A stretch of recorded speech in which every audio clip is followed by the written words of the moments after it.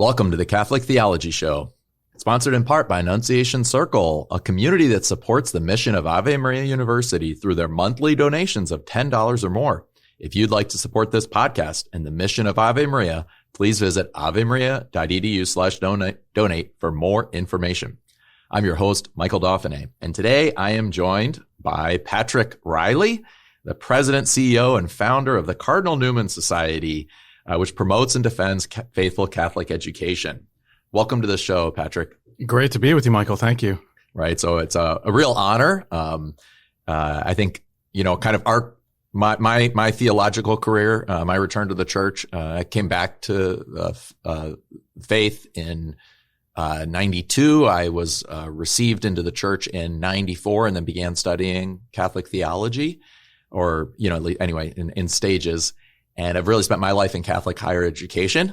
And you founded the Cardinal Newman Society in 1993. That's right. Right, 3 years after John Paul II issued his wonderful apostolic constitution, Ex Corde Ecclesiae, right, from the heart of the church, which is on the crest of and the seal of Ave Maria University. So something that's really close to our hearts. And I've always been just a big fan of the Cardinal Newman Society.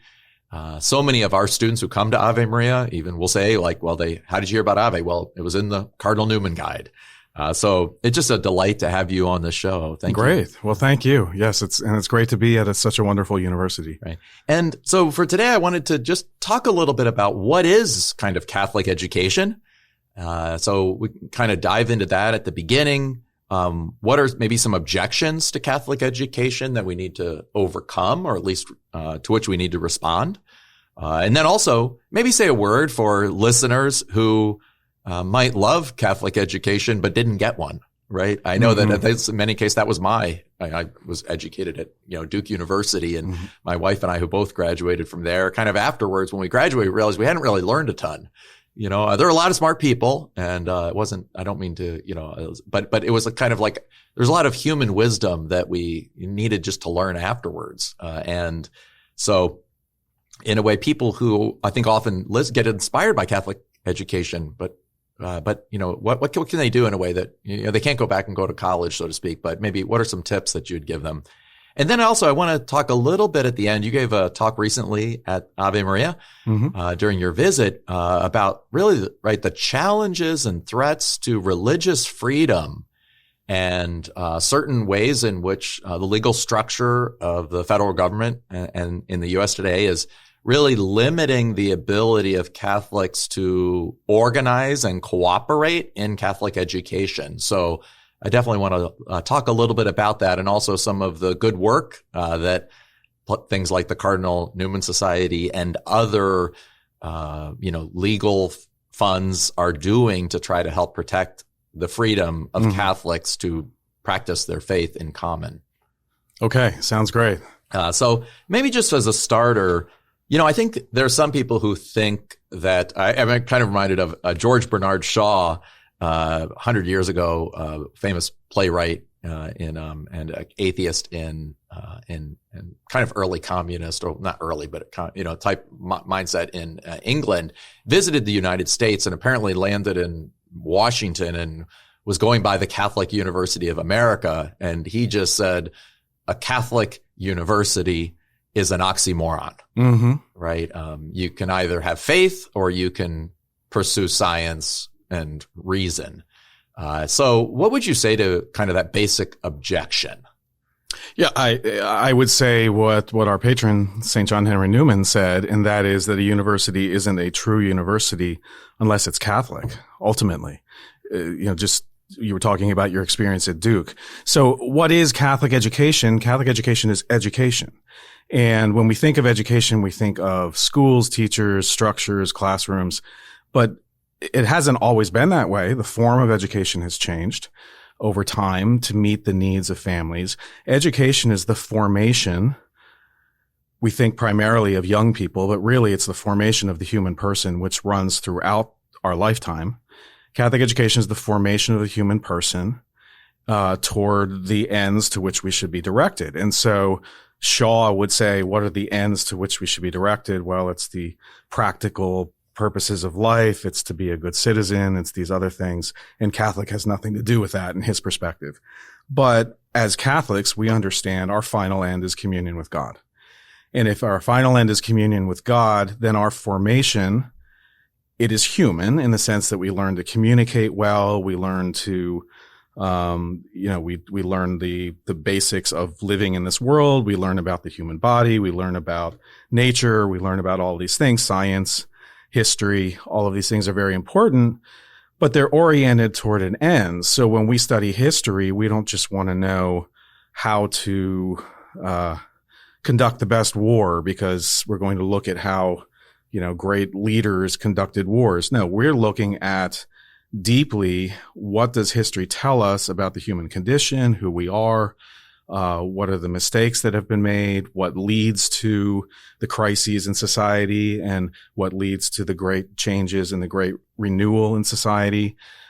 These are the things that we're looking for as Catholics. So Catholic education is education that's informed and enlightened by the truth of our Catholic faith. And that is fundamental to anything we do, right? Our understanding of God, our understanding of who we are is fundamental to anything, and it certainly should be fundamental to education. Yeah. John Henry Newman, in his work on the idea of the university, to which you referred, spoke about the idea that a university ought to consider universal knowledge, right? That's no right. area of knowledge. And of course, the word universal in Greek is katholikos, or so it's basically Catholic. So Catholic means according to the whole, and questions about God are part of the questions of the whole. So to exclude those from the beginning is to really not be scientific. Exactly, right. And the Greeks came so close, Socrates, Aristotle, came so close without really being able as humans to fully understand this God that existed, right? And so they led right up to Christ's coming, right? And their understanding of universal knowledge is not a separate teaching from one God and one creator. It actually leads right into that, because why is there universal knowledge? Because it's all rooted in one creator. And so everything that's created comes from the mind of God. Everything has a certain unity. They're really these divisions that we create as humans to try to categorize knowledge and try to categorize our world are important to us in order to reason. But in many ways, the lines are blurred, right? When you really sit and try to say, all right, what's the distinction between an animal and a plant? And then you find the plant that acts like an animal, the fly trap or that sort of thing, right? We see that these lines aren't created by God, because everything eventually just all flows into one. It all comes from the same mind. And so whenever we're studying one branch of knowledge, we have to bring the other branches to bear. And theology, of course, enters into everything. It's interesting the way you describe that, because if you go back to some of the debates with the Greeks, you have Democritus on the one hand and then Aristotle on the other. And Democritus says it's all atoms. He actually comes up with the word atom. He just says it's all basically individual, undetectable small dots, so to speak, that just kind of atoms, as he puts it, right, that just randomly come together. Mm-hmm. And that's all the world is. The world is just constantly flux of atoms. And then Aristotle says, no, the world is fundamentally intelligible. And if it's intelligible, then the wholes that we perceive, whether or not those are animals or plants or human beings, are somehow real. And those wholes or natures that we perceive are part of a larger nature, mm-hmm. a part of a cosmos, a universe, which is technical universe is a turning to one.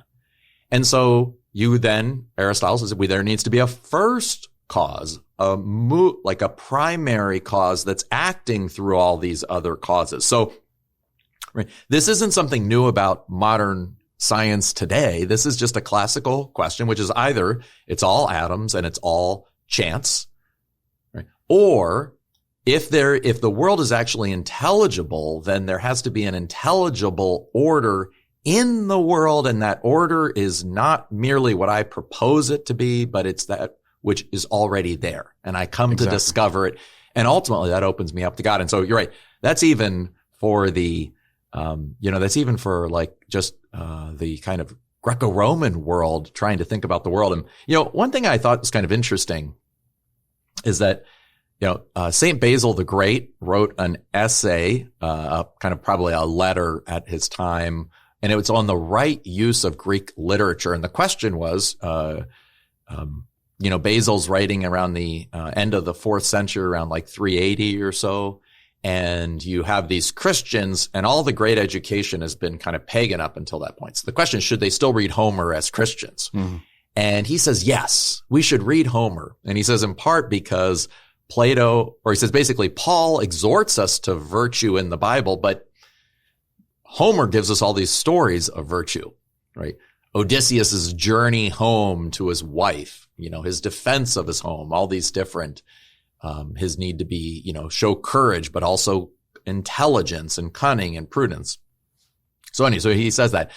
But the odd thing today, and I think when Shaw was writing, and those other elements, he thought, well, it was, the secular education was classical, and it was the Catholics that were limiting that. But it's actually the Catholic education that's really open to classical education. And I think today we often see that you can't read Plato and Aristotle, right? Or the great classics of Rome and Greece outside of some kind of Christian atmosphere. That's right. It sheds light. You really can't read anything without that and not having something of your learning stunted, because you can't have a full, I love using the example of math, right? What is math in Catholic education? What makes it different from another institution? And, the joke is, well, Catholics, I guess we think 2 + 2 is 5 because we're special, right? We have the special. Now, obviously not, but what is math? A Catholic should understand that math is a window into the mind of God, right? It's found in absolutely everything that exists in the world. It's something that we observe. No one came up with these formulas and said, well, this is how we're going to govern the world according to these mathematical formulas. No, this was observation that if I don't follow this, the building falls down on top of me, right? We need this because it is the mind of God. It's the way he created the world. And when you have an understanding of that, right? If we teach young people when they're learning math that this is what you're doing, this is you're learning the way the world works, and without that, you're going to run into a lot of problems because you're not governor of the world. God is governor of the world. And when we study math in that way, what a difference that makes for the young person in their formation, understanding the sources, understanding the true authority in the world. Unfortunately, secular education, simply by teaching things like math without doing that, creates and forms human beings who think that they are now gaining the power to govern their own world without recognizing the true authority. And that leads to all sorts of problems that we see in our society and everywhere else. And it also creates a lot of anxiety and sadness in a way, because if God is higher than us, then we can ultimately trust in divine providence. Right. If we are the highest thing, then we can only trust in our own providence. That's right. And that only works for so long. That's right. So, and I often say that if there's one thing that students coming out of Catholic education know, they should know that God is the authority to which they can go to for their answers. Yeah. If they learn nothing about facts and information, they came out with no full understanding of the human body or the nature or these other things, if they at least know where they can go to for the answers, then that alone is one of the most prized things that someone can come out of a Catholic education with. And it's completely opposite of what a secular education leads to. Yeah. In some ways, it would seem that the kind of a Catholic education is also one of the only places where you can still read the classics. That's right. In a lot of what you might be called woke education or different things, but, kind of this broadly Marxist framework, education for the sake of liberation based upon our own understanding of structures of power, which unfortunately reduces all of human interactions apart from, love to now violence and power. But there tends to be a sense in which the past is judged as bad and is judged as, oppressive. Right. So, there's a tendency not to want to go back and read Homer or Plato or Aristotle or Dante or Shakespeare, at least in a lot of, contemporary. What would you say to, that question? What is lost in a way when we're not willing to read the classics in the contemporary world? I think it comes out of that same emphasis on what is practical and what is immediately needed. Right. For practical purposes, do I need to know what Odysseus did or didn't do? Do I need to know the history of the Greeks? Do I need to read that sort of thing? No. Right. Probably not, in order to get to the world, through the world on a practical level. The reason we read those works is because of the way they speak to us through the human condition. And it's not that we read them because they're old. We read them because they've lasted through the centuries and they've risen above everything else that's been written as some of the most valuable works that we have. And so, yes, that takes time to figure out. There are things being written today that very well might be classics, but our modern window on those things doesn't really tell us whether those will speak to people through the next 400, 500,000 years. And these other works have. And so that's why we study them. And so again, it goes to, what are you trying to do in education? Are you trying to form the human person to understand these larger things? Or are you simply trying to create the person who's a really good worker at Apple computers today? And depending on what you're trying to do, the value of great literature changes. I think it was C.S. Lewis in his, actually it was an introduction that he wrote to a translation of Athanasius's work on the Incarnation. And he writes in there about the importance of reading old books. And he says, you should try to read an old book, at least every time you read a new book. He's like, don't just read my books. Don't just read Dorothy Sayers. Don't just read Chesterton. Go back and read old books, because he says they've stood the test of time. And he says, if you can't, read more of the older books than the newer books, at least try to read one old book every so often. I can't remember if he says every 2 or 3 new books, but it's just kind of that idea that these are great ones. And one of the things I think we see is that people that have the jobs, whether or not it's at Apple or, the in cubicles or doing this work, is the problem isn't the technical expertise. The problem is the kind of human wisdom. Why am I doing this? How is there meaning in my life? And in a way, we're meaning seeking beings. And if we don't find meaning, we starve. That's right. And I think something like inserting ourselves in this greater tradition, which is ultimately the meaning that we get from God in Jesus Christ, but is also the meaning that other human beings have discovered across the centuries. That's right. And it's important at every level. I think a lot of people today, when they hear about, we're talking about theology and philosophy and these higher things, and they think, okay, that's great for those really smart people who want to go in that direction. I'm glad people are doing that, but it's not for me. And it's interesting how the postmodern critique has really, I think, exposed a lot of exactly what we're talking about. Because when you look at those, say the movies about the modern world and what's so oppressive about it, who is most oppressive? It's the clerical worker, right? Who does things in a certain way where they have no sense of the fact that they're working with a human being, right? It's the police officer, or it's the minions. It's the average worker who's actually creating this atmosphere in which people are not being treated as fully human, and these higher things are not brought into their work. It's important for the plumber. It's important for the carpenter. It's Jesus the carpenter.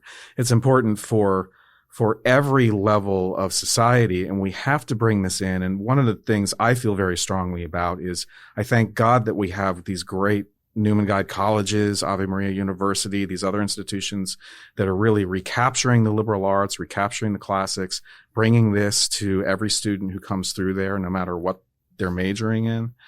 But we really have to bring it back down into the elementary and secondary level. Really, anyone who's graduating high school should have a basic understanding of Aristotelian philosophy, of how the world works, what the essence of something is, how, just all of those foundational things that, frankly, the average farmer, the average factory worker just 100 years ago could talk about these topics, had an understanding of it, not even necessarily because of their formal education, but because it was talked about in the home, it was talked about in the culture. So tell us a little bit, for maybe some, members of our audience who may be less familiar with your story. How did you get interested in Catholic education? One of the things I was excited to see on your biography, right, was that you are still actively engaged as a teacher. You're teaching rhetoric, logic, philosophy to grades 7 to 12. Yep. So I think that's a wonderful part. But a little bit, so, tell us a little bit about Patrick Reilly and how you got interested in this lifelong commitment to the renewal of Catholic education. Yeah, I think I had a pretty average Catholic upbringing. I was, as a elementary level, I was in and out of Catholic schools, did not have a great experience. They were kind of mediocre, and I had some difficulties. And so I was in a lot of time in the public schools. High school, I went to a Catholic school that was pretty secular, got a fairly decent secular education there, but not very Catholic. And then went to a Jesuit university, thought I was going to have this opportunity to really start to understand the things that I as a human being wanted to understand. And instead it was stale. I myself fell into, kind of just a mode of typical existence of the young adult. But I was in the journalism program, and became editor of the student newspaper. And everything just broke loose there. They formally approved a pro-abortion group affiliated with NARAL. And then there was a gay and lesbian group that was not one of these allies groups. It was really activist type of organization. We found out they were giving abortion referrals through the health center. All of these things, I started writing about it. And that's really what got me into these issues. I feel that God kind of led me down a path that I was not seeking. It was in my junior year, between my junior and senior years, when Ex Corde Ecclesiae was issued. And so I remember I was literally in tears when I read it, because I had gone through a lot. I mean, I was getting death threats from other students on my phone. I didn't take them seriously, but it was that hostile on the campus, simply because I was writing things in the paper, endorsing some kind of idea of, look, this is a Catholic university. These things shouldn't be happening. And then I read Ex Corde Ecclesiae, and in a much, much, much more beautiful and articulate way, Pope John Paul II was saying what I, in a very basic way, was trying to argue. And so it was just beautiful that I at least had an ally at the Vatican, if not on campus. And so that led me, I came into DC, and then I met other recent graduates of Catholic universities who had very similar disappointing experiences, even at the Catholic University of America, the Bishop's University. There were battles there. That was when Tom Monahan was still on the board there and was doing an amazing job of helping to bring them back to where they are today. And so we started the Cardinal Newman Society. It was a paper organization, and we just wanted to kind of tell our story and get the bishop's attention.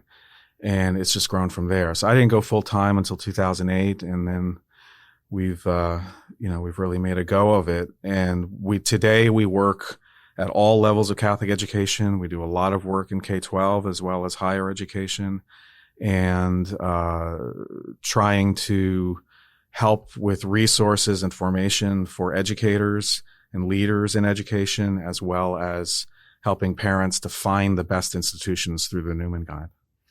That's great. Before we take our break, what would be the website for people that are interested in finding out more about the Cardinal Newman Society? It's cardinalnewmansociety.org.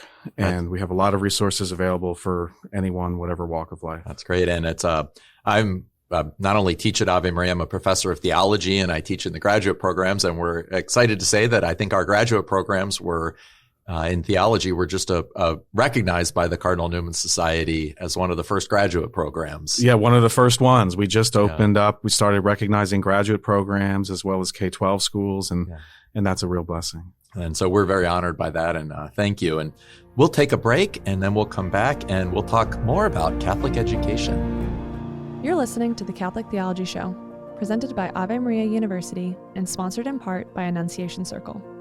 Through their generous donations of $10 or more per month, Annunciation Circle members directly support the mission of AMU to be a fountainhead of renewal for the Church through our faculty, staff, students, and alumni.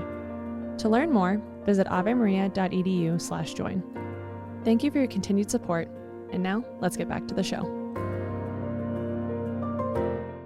Yeah, it was interesting. We were talking a little bit during the break, and so you have had several children attend and graduate from Cardinal Newman Society schools, and you have one son who's going to be graduating this spring from Ave Maria. That's right. We're really looking forward to the graduation and very proud of him. He's had a great experience here. Well, that's really wonderful, and it's a great.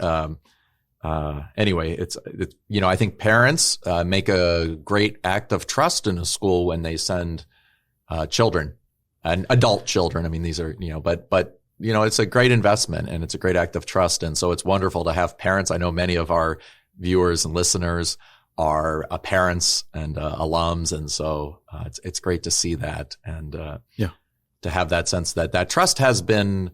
No school's perfect, right? My wife will tell you I'm the biggest problem. No, I'm teasing. But my own.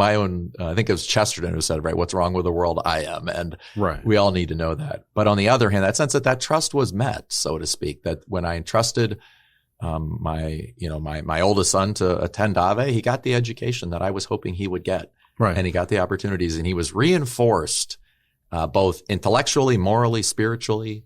And a vision was put out there that has continued to inspire him, and so I think a lot of families today, when they look at higher education and they look at all of the problems and the toxic culture at so many of the institutions, they almost choose out of fear, right? A lot of parents will say, you can go to any college as long as it's in the Newman Guide, otherwise I'm not paying for it, right? And it's partly a protection for the student from all of the influences and not wanting the results that a lot of parents see when their kids go off to college, where they lose their faith or lose aspects of it.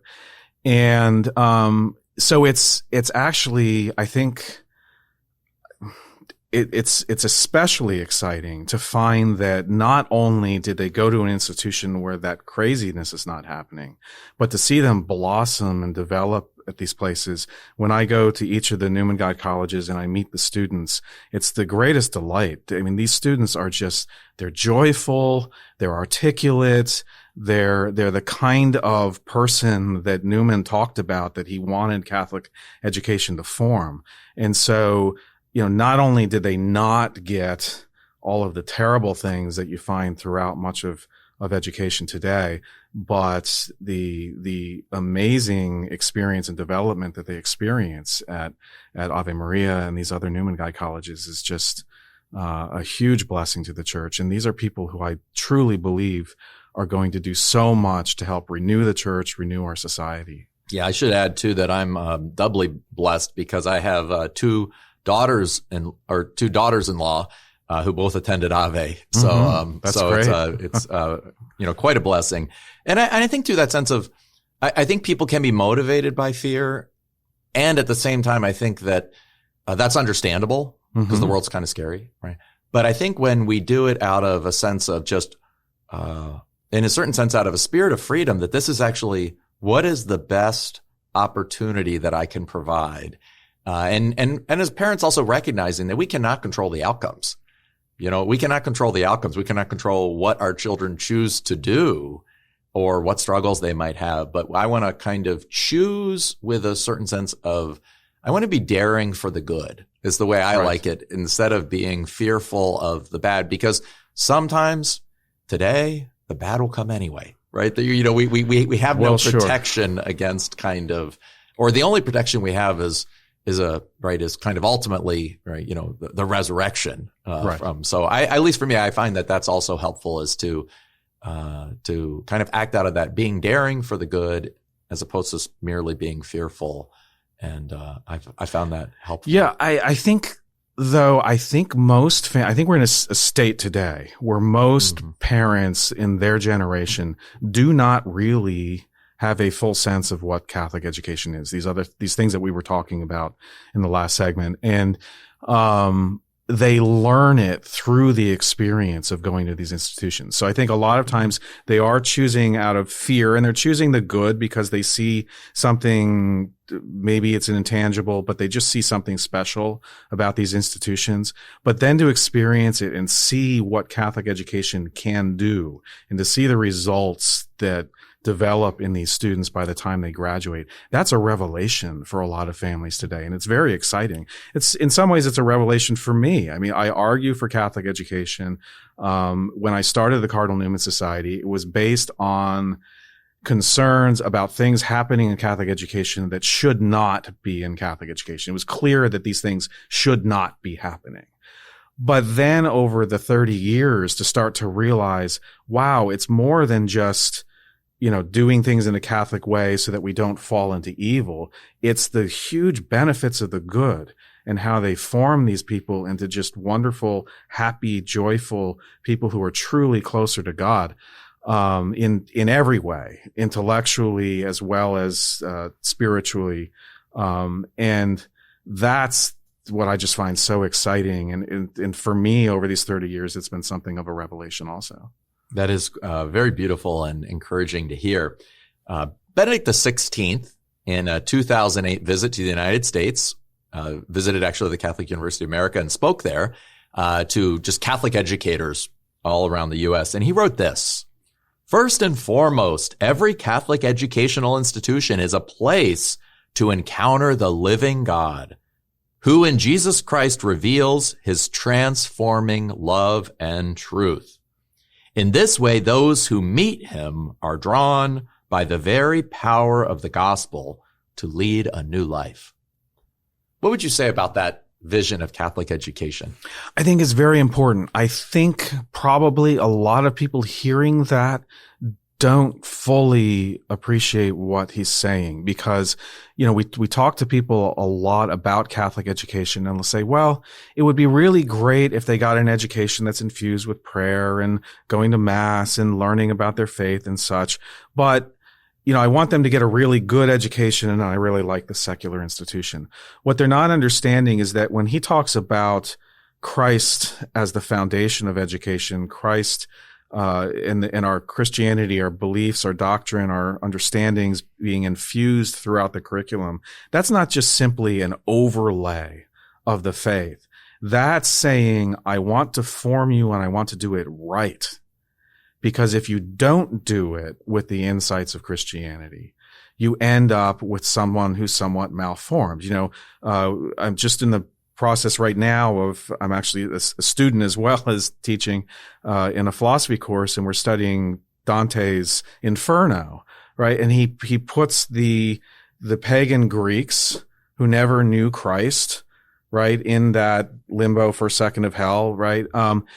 Because they never got there. And is that really what we want in an age of Christianity for our young people who are baptized Catholics to never truly know Christ, to never truly understand him?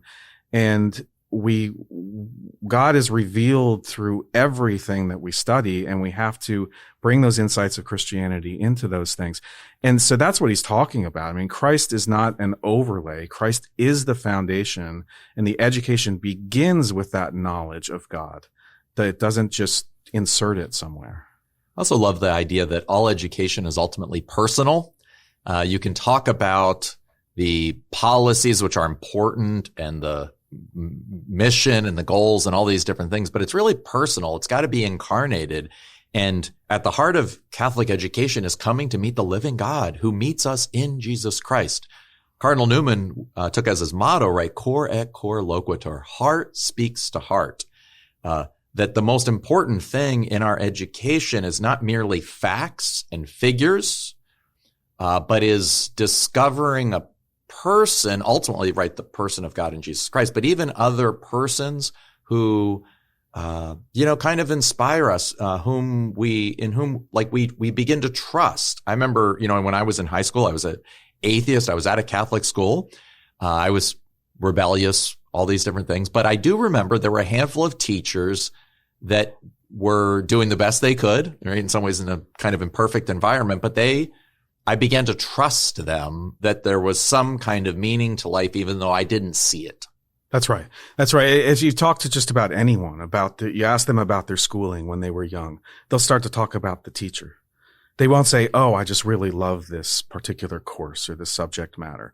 That may come up, but usually they're talking about the people because the witness of the teacher is so very, very important to the students. And even just the dedication of the teacher to what they're doing, the intellectual ability might inspire someone to that level. But how much more important is it to inspire the students by a witness to Christ and a witness to a good life? And so, that's one of the things at the Cardinal Newman Society we talk about a lot, that witness and the importance of having teachers at all levels. Some people think higher education, it's no longer important. These are young adults. Well, I know that young adults are quite impressionable just as much as at the other levels. And frankly, even in our later years, we're just as impressionable. We take on the traits and the behaviors and the examples of the people around us. And so it's so very important, if you're deliberately trying to form people, that you have people who are witnesses who are capable of that formation. What are some tips you might offer to listeners who didn't have a Catholic education but find this attractive? Yeah, I would say I firmly believe that Catholic education is an obligation of the Church, and it's a promise to everyone who is baptized. At baptism, our parents say that they will raise us in the faith. That we often interpret that to mean catechesis. Okay, but I think we all know that simply learning the 10 Commandments, learning the Beatitudes, all of that is extremely important as Christians, but that's not a complete formation.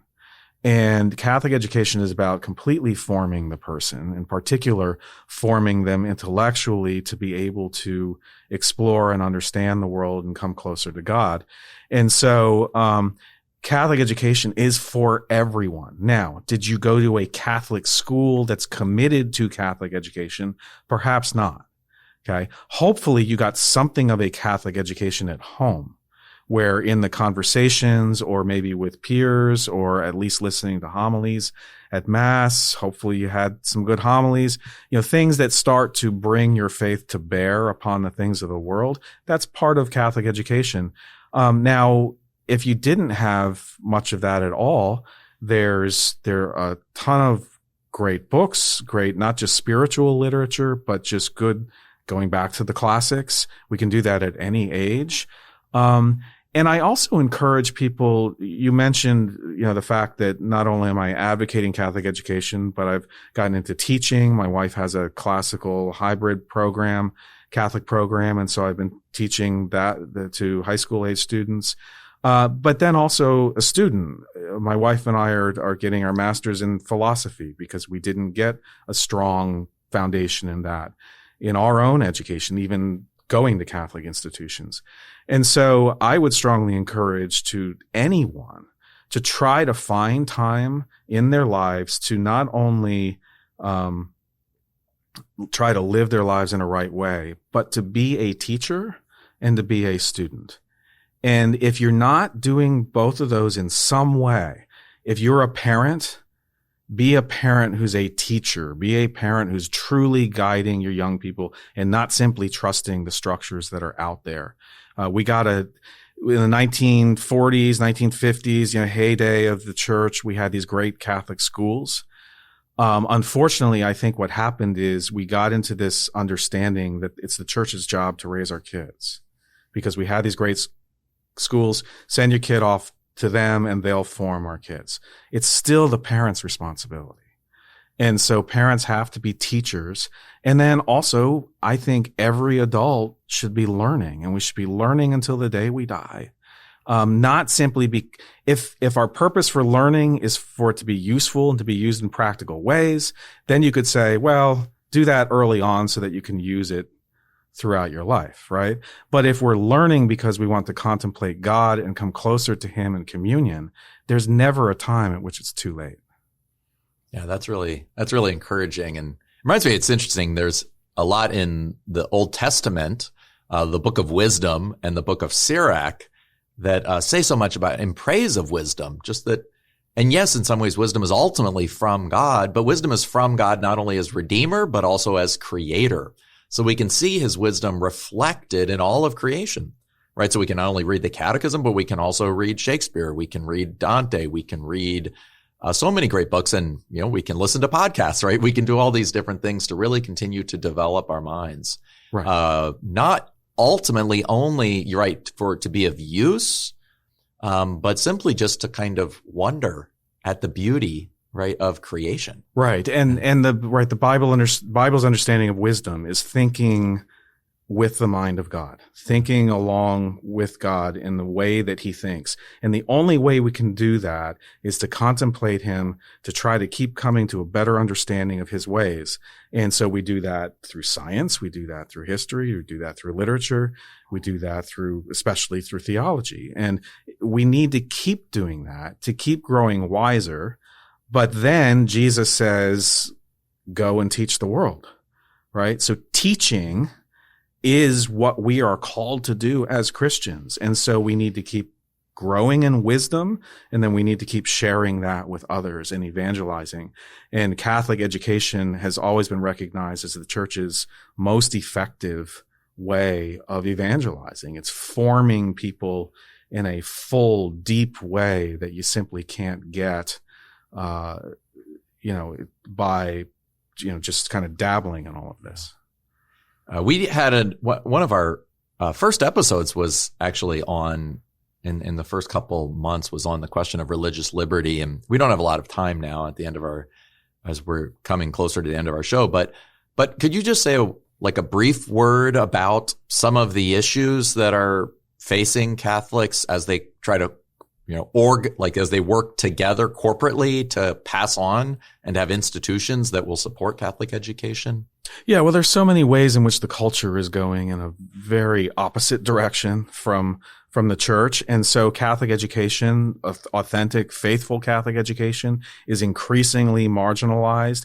And so, we certainly see this right now from the Biden administration, where there are just a number of directions in which it's going that are causing serious difficulties for Catholic education, trying to impose this idea. It really comes down to the discrimination laws, trying to use them to say that you are discriminatory if you don't adopt gender ideology. You're discriminatory if you don't adopt their view of sexuality and what's allowed in marriage and all of these things.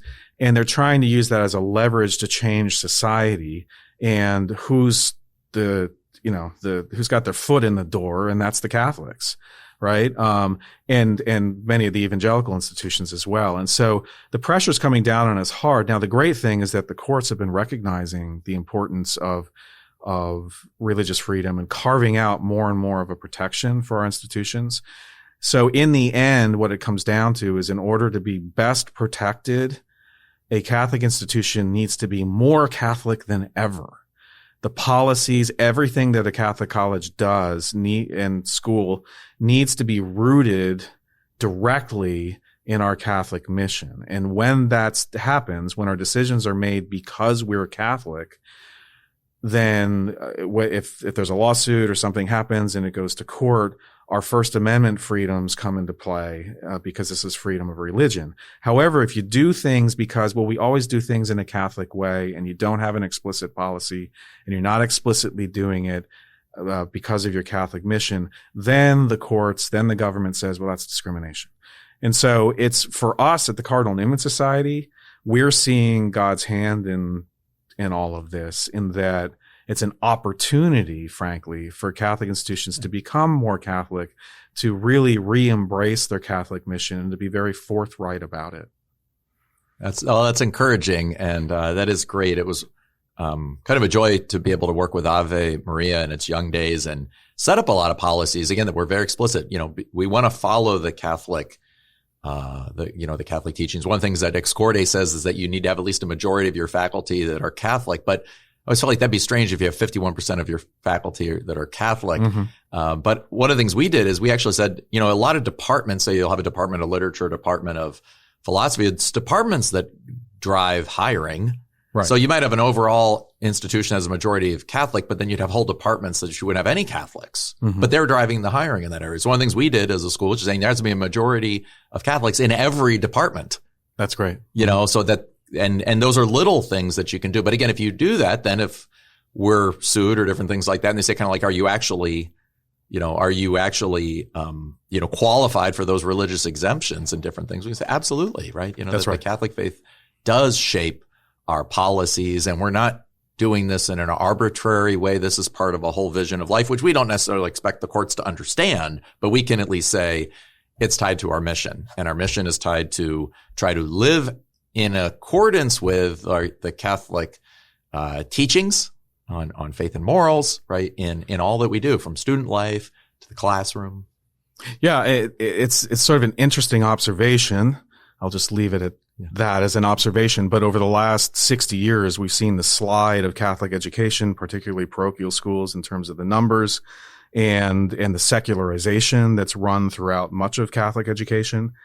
And it's been very difficult to get a handle on that. The bishops have had a real difficulty. I see a lot of great efforts being made today to renew that.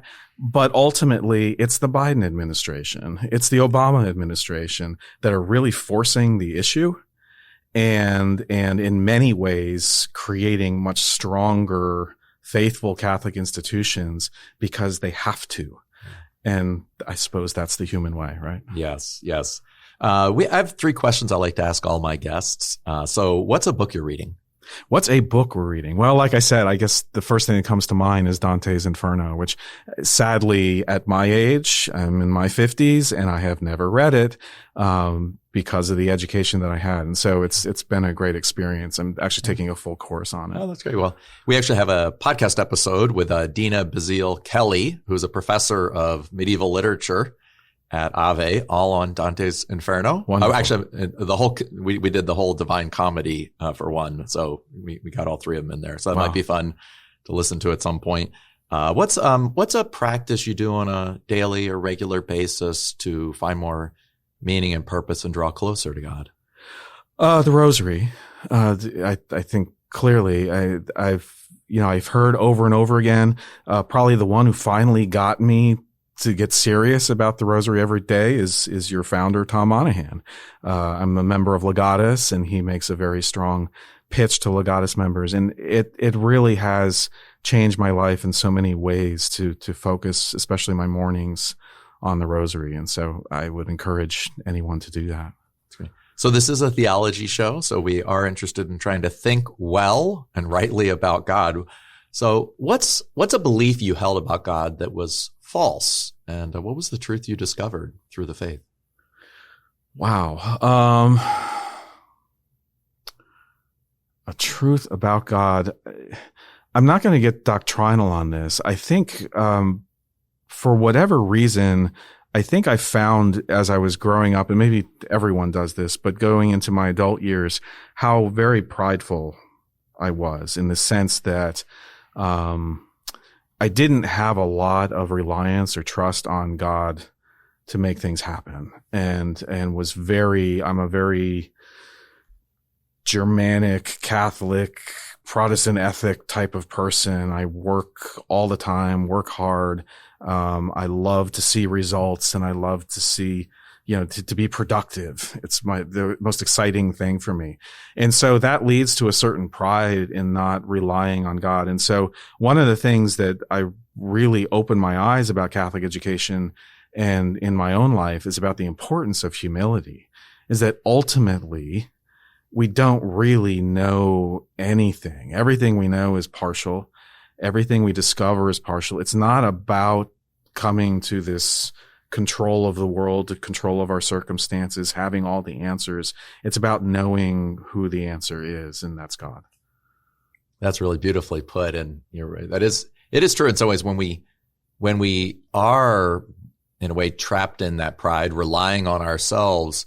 It's not so much that we believe something false about God, but we're not actually believing God to be God. We're not really, because we're somehow falling into the illusion that we're God and that it's our responsibility to make things happen instead of recognizing, as you put it so beautifully, there's so many things in the world. We can't fix all this. Or like we can't, I can't, it's really hard to fix yourself.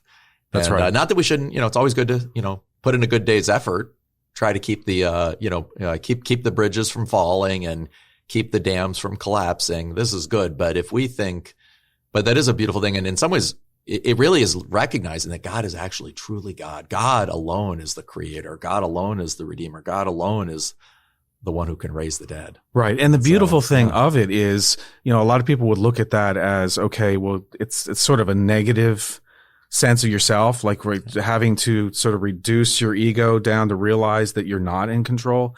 But the minute you do that, you see the miraculous intervention of God in everything, and you see how he's guiding it. And that's just so beautiful and wonderful. Right. When you get to Dante's Purgatorio, he has the prideful have to be bowed down. So they keep looking down, looking down, and looking down. And then finally they're free to look up. Exactly. Right? And it's like, ironically, we feel more burdened when we're looking down at ourselves and our problems. But when we can look up to God, we recognize, whoa, what a beautiful world that, that God somehow has a plan. Right. And to discover that is really joyful. So, well, thank you so much, Patrick Reilly, for being on the show today. Thank you. It was great enjoyment. Thank you. Yeah. And for those listeners who are interested in reading more, I would obviously, you can look up Excordia Ecclesiae. It can be a little dense, but it's very accessible, I think also. And there's a early episode, perhaps maybe like the 4th episode with Dr. Roger Nutt and me as we discuss Catholic universities and Excordia Ecclesiae. For those who are interested in learning more about Patrick Reilly and your work with the Cardinal Newman Society, what was the website again? CardinalNewmanSociety.org. And that's the English Newman, Newman. That's great. Well, thanks again for being on the show. And thanks to our listeners for being with us for another podcast. Thank you so much for watching. If you enjoyed today's episode, please hit the like button and subscribe to the Catholic Theology Show. Thanks, and God bless.